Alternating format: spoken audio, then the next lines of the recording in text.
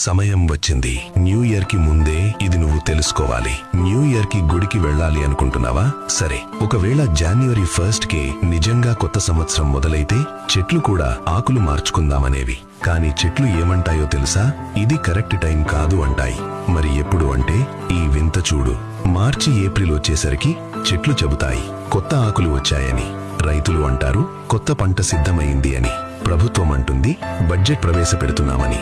పిల్లలు అంటారు పరీక్షలు అయిపోయాయి, కొత్త క్లాసుల్లో అడుగు పెడుతున్నామని. What a coincidence! ఇవన్నీ ఒకేసారి యాదృచ్ఛికంగా జరుగుతాయా? అంటే ఇదే ప్రకృతికి కొత్త సంవత్సరం, అసలైన న్యూ ఇయర్.